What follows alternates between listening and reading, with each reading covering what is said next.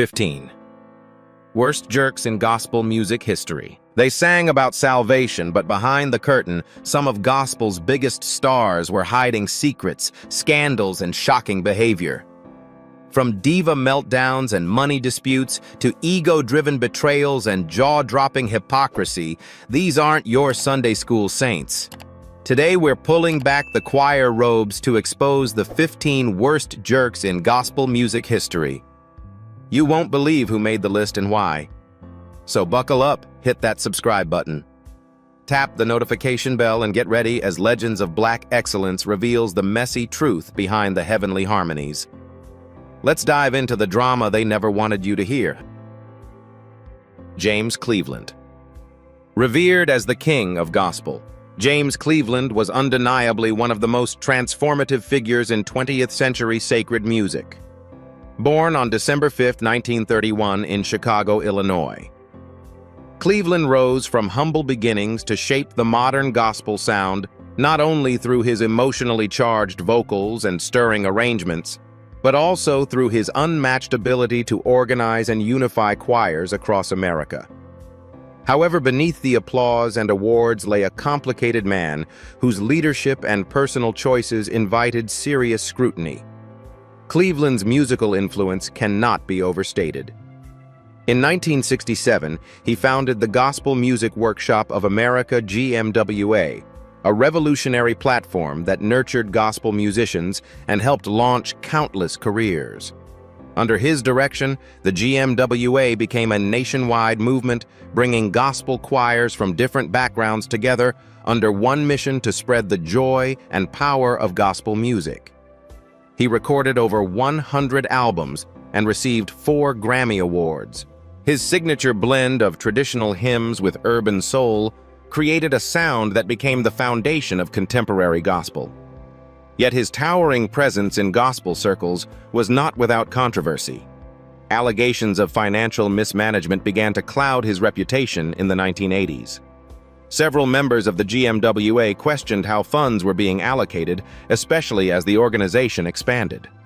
Critics accused him of failing to maintain financial transparency and of using GMWA resources to benefit his personal endeavors. Though these claims were never formally adjudicated, they stirred significant unrest within the gospel community and damaged the image of the organization he had so passionately built. Beyond administrative issues, whispers regarding Cleveland's private life began circulating more frequently in the years leading up to his death in 1991. Rumors of personal misconduct, particularly concerning his relationships, gained traction in the press and among insiders despite a lack of official confirmation. While no criminal accusations ever emerged publicly, the dissonance between his onstage persona as a moral leader and his rumored offstage behavior cast a long shadow. Even more polarizing was Cleveland's leadership style. While some praised him as a brilliant mentor who demanded excellence, others perceived him as overbearing and dismissive of dissent. Stories emerged of his control over choir arrangements and his insistence on final say in all creative decisions. For some, this approach secured results. For others, it stifled collaboration and sowed resentment. Despite the turbulence, James Cleveland's musical contributions remain foundational. He brought gospel into the mainstream, introduced new stylistic innovations, and empowered generations of artists. Yet his legacy continues to ignite debate. Was he a flawed genius navigating impossible expectations, or a spiritual leader who failed to live by his own gospel? Perhaps like many icons, Cleveland was both brilliant and broken, visionary and vulnerable. Clara Ward. Clara Ward, born on April 21, 1924 in Philadelphia, wasn't just a singer, she was a phenomenon. As the leading force behind the famous Ward singers, Clara helped redefine gospel performance by injecting a level of theatricality and charisma that had never been seen before. With her soaring soprano ornate stage presence and ability to electrify any room, she captivated audiences both in churches and on global stages. However, as her fame grew, so did her reputation for being difficult, demanding and often at odds with her peers. Clara's rise began under the strict guidance of her mother, Gertrude Ward, who founded the group. Clara quickly emerged as the star, captivating audiences with her vocal power and her striking sense of fashion. Known for dazzling gowns, fur wraps, and diamond accessories, she introduced a level of showbiz glamour that gospel music had rarely seen. But with the spotlight came tension. Gospel purists criticized her flamboyance, calling it vanity in a space meant for humility and worship. For some, her performances blurred the line between spiritual edification and entertainment spectacle. Internally, things weren't always harmonious either. Clara's dominance within the group led to clashes over credit pay and leadership. Several former Ward singers, including Marion Williams, left citing grievances over money and respect. Critics often accused Clara of pushing others to the background while insisting the spotlight remain on her. Her desire for control extended beyond the microphone into contracts, tour schedules, and public image decisions. Clara also caused controversy by taking the group into secular venues. Though this expanded their reach and brought financial gain, it upset church communities who believed gospel music belonged in sacred spaces. Her prioritization of fame and visibility over spiritual conviction sparked backlash and alienated many early fans. Despite the friction, Clara's influence on gospel is undeniable. She helped open doors for gospel acts in mainstream media and paved the way for future performers to blend style with substance. Artists like Aretha Franklin and Mavis Staples have acknowledged her impact on their careers. Ward suffered a stroke in 1973 and passed away in 1973 at the age of 49, leaving behind a legacy both luminous and contentious. She was a trailblazer who shattered barriers, but her rise was marred by ego-driven decisions and a relentless pursuit of control. To this day, Clara Ward is remembered not just for her voice, but for the seismic shifts and fractures she caused in the gospel world. She embodied both triumph and turmoil, forever changing the narrative of what gospel could be. R.H. Harris.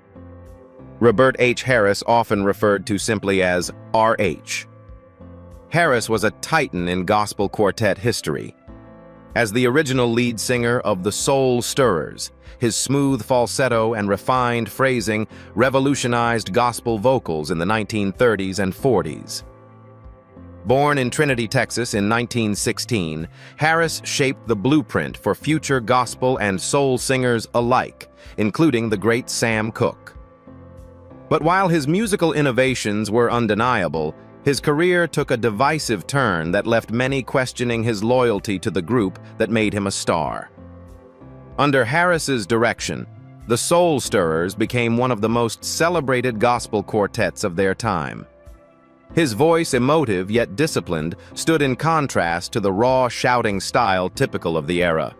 He emphasized controlled emotion and vocal elegance, which drew in audiences far beyond church pews. However, with growing acclaim came mounting tensions. By the early 1950s, cracks began to form within the group. Disputes emerged over artistic direction and leadership roles. Harris, deeply invested in maintaining control over the group's sound and image, reportedly clashed with other members who felt their contributions were being overlooked. Matters escalated when Harris decided to leave and form a competing group, the Christland Singers. His departure stunned the gospel community. Fans and fellow artists saw it as an act of betrayal, especially since the Soul Stirrers were at their peak. Harris's decision to directly rival his former group was viewed by many as driven more by ego than artistic necessity. It fractured the unity of one of gospel's most respected collectives and sparked a public rivalry that soured relationships within the tight-knit gospel world. Harris's new group never reached the same heights, and his decision to step away from the Soul Stirrers arguably cost him broader recognition in later decades. Meanwhile, his successor, Sam Cooke, would lead the original group to even greater success before launching his legendary secular career. Though his musical contributions remain historic, R.H. Harris's legacy is laced with tension. He was a visionary whose talent helped elevate gospel music, but also a man whose ambition, some say, got the better of him. In choosing independence over brotherhood, he altered the course of gospel quartet tradition, forever leaving a legacy both groundbreaking and polarizing. Sam Cooke. Before he was a soul legend, Sam Cooke was a gospel prodigy with a velvet voice that moved congregations to tears. Born on January 22, 1931 in Clarksdale, Mississippi, Cooke rose to prominence in the 1950s as the magnetic lead singer of the Soul Stirrers. His emotional delivery, unmatched vocal control, and magnetic stage presence helped revitalize quartet gospel. But his decision to abandon gospel for secular music remains one of the most hotly debated exits in the genre's history. Cooke joined the Soul Stirrers in 1950, replacing R.H. Harris, and quickly infused the group with a fresh, youthful energy. Songs like Touch the Hem of His Garment and Jesus Gave Me Water became instant gospel classics, and Cooke was widely regarded as a spiritual beacon for a new generation of churchgoers. But behind the scenes, he felt creatively confined by gospel's limitations and yearned for artistic freedom and broader fame. In 1957, he made the leap into secular music, releasing You Send Me, which shot to #1 on both the pop and R&B charts. The song's success catapulted Cooke into mainstream stardom, but his move was seen by many gospel devotees as a betrayal of his calling. In an era where gospel was deeply tied to spiritual duty, Cooke's crossover was interpreted as choosing money and popularity over ministry. Religious leaders openly criticized him, and some fans turned their backs, believing he had abandoned the church for earthly temptation. While Cooke remained respectful of his gospel roots, the controversy followed him for years. Still, he continued blending gospel sensibilities into secular sounds, influencing artists from Otis Redding to Aretha Franklin. Despite the backlash, Cooke used his platform to address civil rights issues in ways gospel artists often could not. His 1964 anthem, A Change Is Gonna Come, became a rallying cry for justice, proving that his departure from gospel didn't mean abandoning his moral compass. Tragically, he was shot and killed in 1964 at the age of 33, leaving behind a complex legacy, part rebel, part revolutionary. Sam Cooke's shift from gospel to secular wasn't just a career move. It was a seismic cultural moment. He opened doors for black artists, challenged conventions, and forced gospel purists to confront the genre's boundaries. His legacy remains divisive. To some, he's the singer who walked away from faith. To others, he's the artist who expanded what faith in music could look like. Either way, Sam Cooke's story is gospel's most painful and powerful what-if. Edwin Hawkins. Edwin Hawkins turned the gospel world upside down in 1969 with a single that would forever redefine the genre. Born August 19, 1943, in Oakland, California, Hawkins was already a talented pianist and choir director when he recorded a modest song with his youth choir, Oh Happy Day. It wasn't meant for radio, but the track took off like wildfire, becoming the first gospel song to chart on mainstream pop lists in the US and internationally. It earned him a Grammy and global fame. But while the public cheered, many in the gospel community condemned his rise as the beginning of gospel's commercialization. Hawkins' fusion of gospel with pop and soul stylings broke barriers. His use of modern instrumentation, polished arrangements, and smooth production made gospel accessible to secular audiences. Yet purists were horrified. They accused him of watering down the message of the music in favor of market appeal. Oh Happy Day was joyful, yes, but was it holy enough? Some ministers even banned it from their churches, arguing it lacked spiritual depth. This division between tradition and innovation followed Hawkins throughout his career. As he continued to blend gospel with contemporary elements, critics labeled him an opportunist, chasing crossover success. His detractors argued that he prioritized visibility over authenticity, fame over faith. Despite this, he remained unapologetic. For Hawkins, bringing gospel to the masses was a form of evangelism, not a compromise. His relationship with traditional gospel figures was often strained. While he inspired a new generation of artists to experiment with gospel's form, others viewed him as a disruptor rather than a leader. Some even questioned his motives, suggesting that his ambition clouded his devotion. Beyond music, Hawkins maintained a low public profile, but was sometimes described by peers as aloof or inaccessible. His perfectionism in the studio and desire to maintain control over his recordings made collaboration challenging for some. Though never involved in scandal, his persona came across to some as elitist, creating distance in a genre rooted in communal spirit. Still, Edwin Hawkins' contributions are undeniable.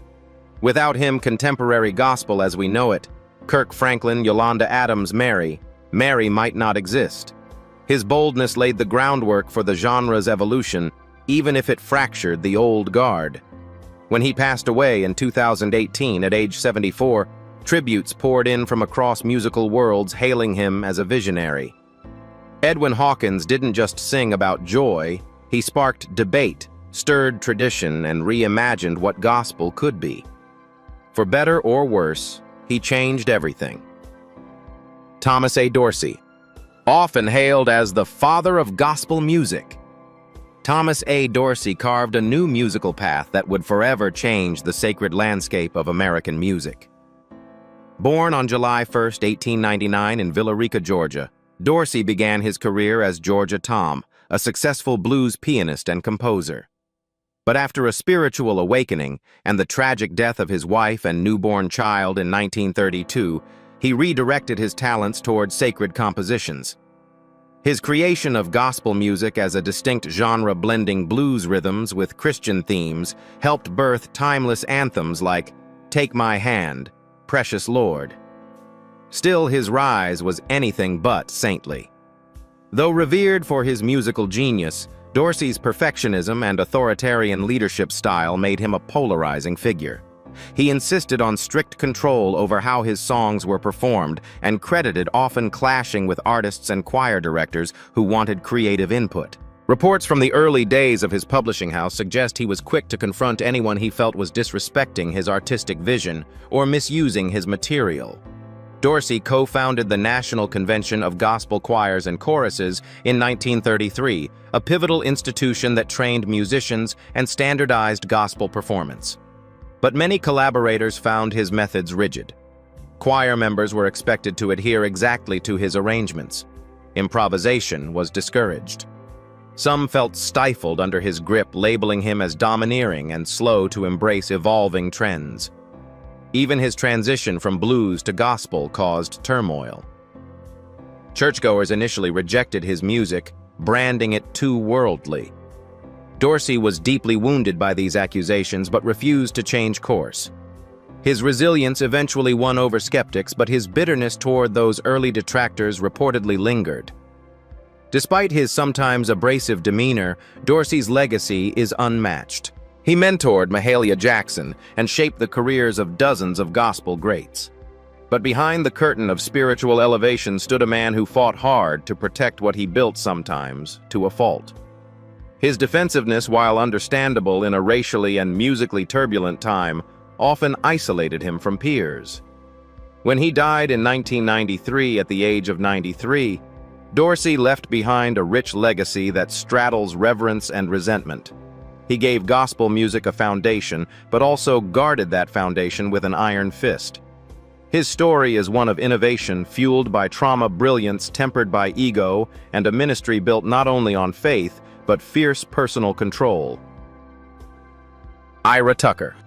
Ira Tucker was not just a singer, he was a force of nature. As the electrifying lead of the Dixie Hummingbirds from 1938 until his death in 2008, Tucker introduced a level of theatricality and intensity to gospel quartet music that had never been seen before. Born on May 17, 1925 in Spartanburg, South Carolina, he joined the group at just 13 years old and quickly transformed their sound and presence. But while fans adored his stage charisma, his aggressive pursuit of dominance made him a divisive figure among peers. Tucker revolutionized quartet singing with his signature moves, diving off stages, racing down aisles, even singing while rolling on the floor. These performances captivated crowds, but within gospel's more traditional circles, some saw them as sensationalist or even irreverent. He was accused of turning worship into entertainment, prioritizing applause over spiritual reverence. His ambition also drew fire behind the scenes. Determined to make the Dixie Hummingbirds the preeminent gospel group of their time, Tucker often clashed with rival quartets. He had little patience for mediocrity and was known to boast about his group's superiority, fueling decades-long rivalries with acts like the Five Blind Boys of Alabama. His competitive nature sometimes spilled into bitterness, and other performers labeled him arrogant and dismissive. Within his own group, Tucker's commanding personality kept the Hummingbirds tightly unified, but not always harmoniously. He had the final say in creative decisions, set lists, and image strategy.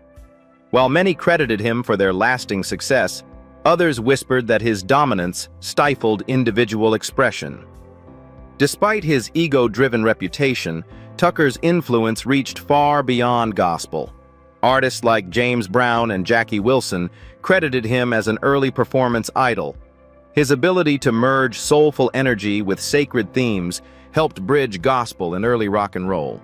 However, his refusal to temper his persona for the sake of unity or humility earned him as many critics as admirers. Even in his later years, Tucker remained relentless on stage, performing well into his 80s. When he passed away in 2008, gospel lost one of its most vibrant voices, but also one of its most combative spirits. Ira Tucker proved that passion and pride often walk hand in hand, and that pushing boundaries sometimes means pushing people away. His name may be synonymous with excellence, but for those who worked with him, it also represents the fine line between fearless leadership and unchecked ego. Mahalia Jackson. Mahalia Jackson, born on October 26, 1911 in New Orleans, reigned as the undisputed queen of gospel for much of the 20th century. Her deep, powerful contralto voice and unwavering commitment to her Christian faith made her a symbol of spiritual strength and artistic integrity.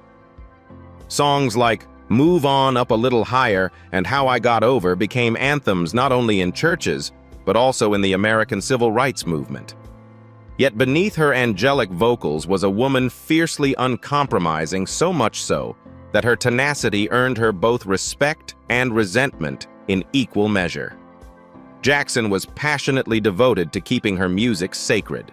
Despite lucrative offers, she repeatedly refused to sing secular music, even when it meant turning down major contracts and TV appearances. This moral stance won admiration from church leaders, but frustrated many in the entertainment industry who saw her potential to become a global crossover star. Her determination to protect the sanctity of gospel music often created friction with producers and promoters, some of whom labeled her as inflexible and difficult to manage. Behind the scenes, Jackson was a shrewd businesswoman. She demanded fair contracts, controlled her own schedule, and expected professionalism from everyone around her. While these standards helped her maintain artistic control in a male-dominated industry, they also earned her a reputation for being hard to please. Some collaborators found her tough, even intimidating. She often clashed with promoters who tried to exploit her or limit her voice literally and figuratively. Her advocacy extended beyond music. A staunch supporter of Dr. Martin Luther King Jr., Jackson sang at the March on Washington in 1963 and used her platform to demand justice. But even in the activist community, her insistence on spiritual purity over political compromise sometimes led to disagreements. Mahalia Jackson died in 1972 at the age of 60, leaving behind a towering legacy. But her iron will remains a key part of her story. She wasn't just gospel's voice, she was its defender, unwilling to bend, even when it cost her fame or friendships. She proved that standing firm in your values, no matter the cost, could echo louder than any microphone. Andraé Crouch. Andraé Crouch was born on July 1, 1942 in San Francisco, and is often credited with revolutionizing modern gospel music. With a career spanning over 4 decades, Crouch redefined sacred sound through his seamless fusion of traditional gospel with pop R&B and even jazz influences. Hits like "Soon and Very Soon," The Blood Will Never Lose Its Power and To God Be the Glory became church staples.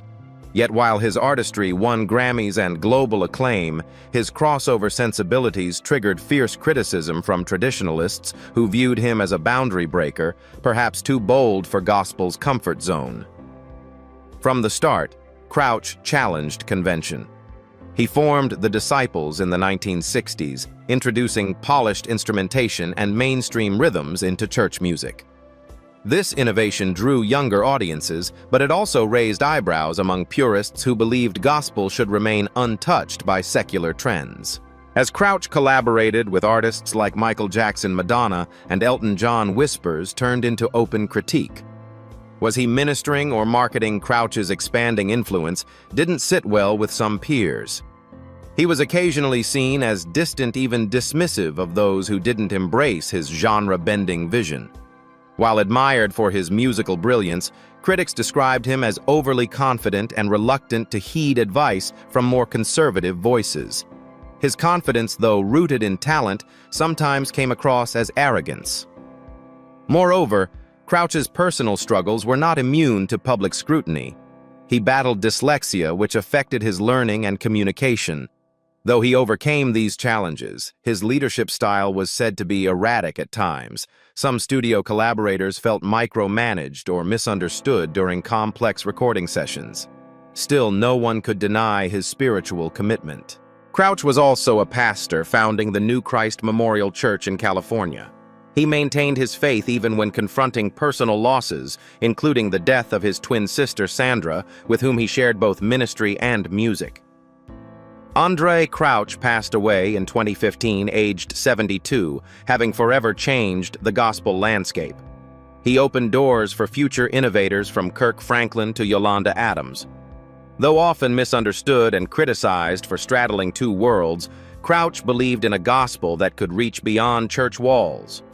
His courage to bend and break traditions sparked both evolution and ire, a dual legacy that still resonates today.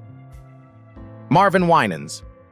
Marvin Winans, born March 5, 1958 in Detroit, Michigan, is a central figure in gospel's modern era. As one-fourth of the Grammy-winning group, the Winans, he helped redefine gospel during the 1980s and 1990s with polished vocals, lush harmonies, and R&B crossover appeal. Beyond his music, he's also a pastor, entrepreneur, and spiritual advisor known for founding Perfecting Church in Detroit. Yet despite his ministerial stature and musical brilliance, Marvin's personal controversies have left his reputation tangled in moral contradiction. The Winans family has long been considered gospel royalty, with Marvin frequently positioned as the group's spiritual backbone. He was celebrated for his sermons and for mentoring emerging artists. However, this carefully crafted image came under fire in the 2000s when allegations of unpaid child support surfaced. In 2012, he was sued in a paternity case that shocked fans who had long seen him as a model of integrity. The legal battle included claims that he had failed to financially support a child born out of wedlock, claims that, though resolved quietly, contradicted the core values he publicly espoused. This wasn't just a tabloid distraction. For many, it represented a deeper issue in gospel culture, where image often shields individuals from accountability. Winans' silence on the matter frustrated supporters who wanted transparency, while critics accused him of hiding behind the pulpit. The scandal led some to question whether his ministry was more performance than conviction. Beyond legal issues, Marvin's critics have also described his demeanor as aloof and at times inaccessible. While few dispute his talent, others within the gospel circuit have described him as elitist, preferring to keep within a tight circle rather than collaborate openly with lesser-known or younger artists. Still, Marvin remains a respected voice. His solo albums, including Alone But Not Alone, showcased his signature sound, soulful, introspective, and deeply spiritual. And through Perfecting Church, he has led community outreach programs and continues to pastor a large congregation. Marvin Winans represents the tension between public ministry and private complexity. To many, he's a gospel icon. to others a cautionary tale about the consequences of inconsistency between pulpit and practice. His story is not about the absence of faith, but about the struggle to embody it fully when the spotlight never dims. Kirk Franklin. Kirk Franklin, born January 26, 1970, in Fort Worth, Texas, redefined gospel music for a new generation. His bold fusion of gospel, hip-hop, funk, and R&B brought the genre to stadiums and mainstream charts alike. Hits like Stomp Revolution and Imagine Me broke commercial records and pushed spiritual messaging into youth culture. But Franklin's journey to stardom wasn't just about breaking musical barriers, it was also about breaking norms. And that's where the backlash began. Franklin's early years were marked by rejection and redemption. Raised by his aunt, he battled abandonment, rebellion, and internal struggles before finding solace in music. His rise to fame in the mid-1990s with the family brought gospel into clubs and urban radio. However, some church leaders viewed his style as sacrilegious. He was accused of desecrating gospel by infusing it with the very genres that the church had long rejected. His lyrics, attire, and stage presence, often more rapper than reverend, made traditionalists uneasy. But it wasn't just his sound that stirred controversy. Franklin has often spoken out against industry politics. In 2019, he publicly boycotted the Stellar Gospel Music Awards and GMA Dove Awards, criticizing both for editing out his references to police brutality and racial injustice during acceptance speeches. While many applauded his boldness, others branded him divisive and self-serving. Some insiders felt he was more concerned with control than collaboration. Franklin has also openly addressed personal struggles, including a past addiction to pornography. His willingness to confess such vulnerable details was praised by many but criticized by some as oversharing or attention-seeking. Critics questioned whether he blurred the lines between authenticity and spectacle. Additionally, Franklin's intense personality has led to fractured relationships with other gospel figures. He is known to be demanding in the studio and unapologetic in interviews. Some artists admire his confidence, others feel steamrolled by it. In 2021, a private dispute with his estranged son went viral after a leaked phone call revealed Franklin cursing aggressively. The incident, though addressed with a public apology, reignited debates about his character. Still, Franklin's influence is unmatched. He has won 19 Grammy Awards and inspired a global audience. His work speaks to brokenness, redemption, and relevance, all wrapped in a beat that challenges the gospel mold. Kirk Franklin may be polarizing, but his mission to modernize the message has made him gospel's most unpredictable and unforgettable disruptor. Albertina Walker. Albertina Walker, born August 29, 1929 in Chicago, Illinois, is immortalized as the Queen of Gospel. She was not only a powerhouse vocalist, but also a fierce leader who played a critical role in shaping the golden era of gospel music. As the founder of the Caravans, one of the most influential female gospel groups in history, she mentored rising stars like Shirley Caesar, Dorothy Norwood, and Inez Andrews. Yet behind her regal voice and soaring choruses lay a reputation marked by tough leadership, sharp decision-making, and internal conflict that turned admiration into tension. Walker began her musical journey in the 1940s, singing with the Robert Anderson Singers before forming the Caravans in the early 1950s. Her vision was clear: to craft a group of elite female vocalists that could dominate the gospel circuit. That dream came true, but it came at a cost. Within the group, Walker maintained an iron grip. She was known to control everything from set lists to billing hierarchy, and her determination to remain the face of the ensemble often sparked resentment among her peers. Her relationship with Shirley Caesar was especially complex. Caesar, a young phenom with unmatched stage presence, quickly drew attention. Though Walker recognized her star power, she reportedly resisted sharing the spotlight. Disagreements over money credit and artistic direction simmered until Caesar left the Caravans in 1966. The departure sent ripples through the gospel world, with whispers suggesting that Walker's unwillingness to share control drove the rift. Despite internal clashes, Walker's business acumen was formidable. She managed her group like a corporation, ensuring professionalism and high performance. But that perfectionism also earned her a reputation as stern and unyielding, particularly to those who challenged her authority. Walker later transitioned to a successful solo career, releasing albums such as Please Be Patient With Me and I Can Go to God in Prayer. She remained active in ministry until her death in 2010 at age 81. Her mentorship helped launch careers, but her legacy is often discussed in the same breath as her controlling demeanor. Albertina Walker was a foundational figure in gospel not because she avoided conflict, but because she weathered it with dominance. She demanded excellence and got results even if it meant bruised egos and broken alliances. In gospel's House of Legends, she reigned like royalty, regal, commanding, and unapologetically in charge. Shirley Caesar. Shirley Caesar, born October 13, 1938 in Durham, North Carolina, has been hailed as the First Lady of gospel music for good reason. With a career that spans over 60 years, a dozen Grammy Awards, and more than 40 albums, Caesar is a gospel force whose voice and presence have moved millions. However, her meteoric rise was not without controversy, particularly with those she left behind as her star ascended. Her journey is one of unparalleled talent, but also of ambition that sometimes ruffled feathers in the gospel world she once shared. Caesar's gospel roots trace back to her teenage years when she joined the Caravans in the 1950s. Under the leadership of Albertina Walker, Caesar flourished, quickly becoming a fan favorite thanks to her passionate vocals and animated preaching style. Her interpretations of gospel songs added theatricality that was rarely seen, and soon audiences began to focus more on her than on the ensemble as a whole. That shift in attention, though inevitable, caused tension, as her popularity eclipsed others in the group issues over billing pay, and creative freedom emerged.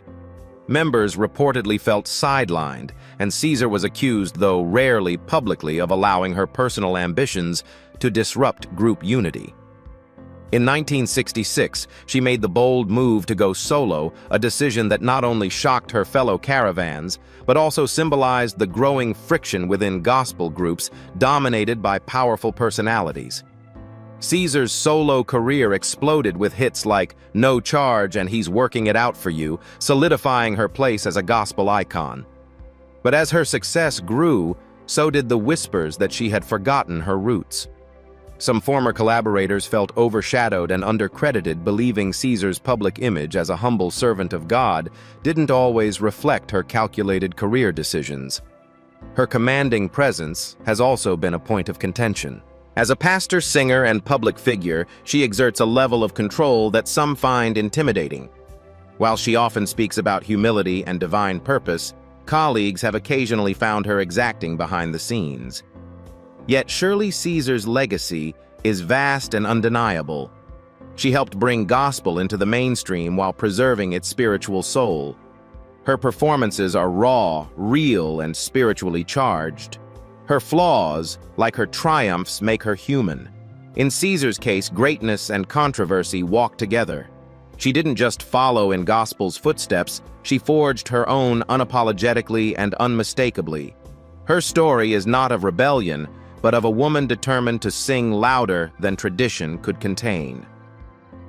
Walter Hawkins. Walter Hawkins, born May 18, 1949 in Oakland, California, was a gospel music trailblazer whose artistry elevated the genre into uncharted territory. As a minister-songwriter and founder of the renowned Love Center Church and Love Center Choir, Hawkins blended traditional church roots with contemporary sounds that resonated with younger, more diverse audiences. Songs like Thank You, Lord, and Changed became spiritual anthems for generations. Yet behind the pulpit and choir loft, Hawkins was a complex figure whose relentless pursuit of excellence often led to fractured relationships and difficult dynamics within his inner circle. A member of the illustrious Hawkins family, which included brother Edwin and sister Lynette Hawkins Stevens Walter, charted his own path in the gospel world by pioneering a more intimate, worship-focused style that fused soul, funk, and reverent choral arrangements. His 1975 Love Alive album series sold millions, redefining how gospel could sound and feel. However, his rapid rise brought with it a reputation for being controlling and occasionally combative in creative spaces. Within the Love Center Choir, Hawkins was known for his perfectionism. He meticulously oversaw vocal arrangements, instrumentation, and even wardrobe, often demanding hours of rehearsal until every note met his high standard. While many admired his dedication, others felt silenced or overshadowed. Choir members occasionally voiced frustrations over feeling more like employees than collaborators. Some accused him of creating an environment where their contributions were underappreciated, despite their central role in the success of his recordings. Tensions weren't limited to choir management. As part of a musical family empire, Walter's work with Edwin and sister Tremaine Hawkins sometimes hit rocky ground. Conflicts over style, performance rights, and ministry vision occasionally erupted, prompting temporary fallouts among siblings. His desire to maintain control over every aspect of his brand sometimes strained those family bonds. Despite these behind-the-scenes complications, Hawkins remained a deeply spiritual man who used his platform to uplift and heal. His sermons were as heartfelt as his songs, and he ministered to a congregation that included celebrities, outcasts, and everyday believers alike. When he passed away in 2010 from pancreatic cancer, gospel lost not only a musical innovator but also a community builder. Walter Hawkins embodied the tension between divine calling and human imperfection. He was a servant of the church, a master of his craft, and a man whose uncompromising standards brought both brilliance and burden. His legacy is one of musical depth, spiritual fervor, and leadership that inspired as much as it provoked. Julius Cheeks. Julius June Cheeks was not the kind of gospel singer who stood quietly behind a pulpit. He stormed it.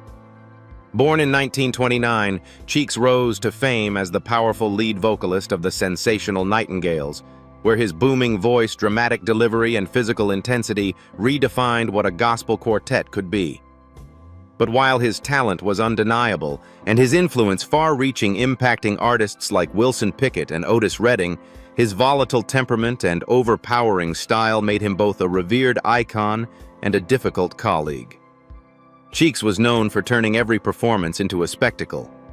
He didn't just sing, he shouted, growled, marched, and sometimes even collapsed on stage in raw emotion. His thunderous voice could rattle rafters, and his passion often left audiences in tears. Yet this same intensity also created friction within his group and the wider gospel community. Some saw his performance style as bordering on the theatrical, more entertainment than worship. His personality off stage was equally fiery. He was known to dominate rehearsals and insist on being the center of attention. Cheeks often took creative control of arrangements, leaving little room for compromise. While his group achieved great success in the 1950s and 1960s, members privately voiced concerns about his ego and short fuse. Arguments were frequent, and departures from the group were not uncommon. Fellow artists admired his vocal strength, but frequently described him as combative and difficult to work with. His need to outshine everyone, whether in vocal runs or stage presence, earned him a reputation for being uncooperative. Rivalries with other quartet singers were common, with Cheeks reportedly dismissing peers he didn't respect musically. Despite his abrasive reputation, Cheeks left an indelible mark on gospel music. He paved the way for expressive, emotionally raw performances in sacred spaces and laid the groundwork for the crossover appeal of gospel-inspired soul singers. His voice was often referred to as a lightning bolt, electrifying but unpredictable. Julius Cheeks passed away in 1981, but his legacy lives on in both praise and controversy. He was a gospel tornado, thrilling, wild, and impossible to ignore. For every story of awe, there's another of exhaustion, proof that greatness often travels with a storm. He may not have been the easiest man to work with, but he was one of the fiercest gospel warriors to ever take a mic. So were these gospel legends simply flawed human beings navigating fame and faith, or did their actions betray the very messages they preached? From church pews to global stages, Their stories reveal the complex intersection of power, pride, and purpose. We've heard the hits, but now we've uncovered the headlines. Do you believe they should still be celebrated despite the controversies? Let us know in the comments below. Don't forget to like, share, and subscribe to Legends of Black Excellence, where truth meets legacy, and no story is too sacred to tell.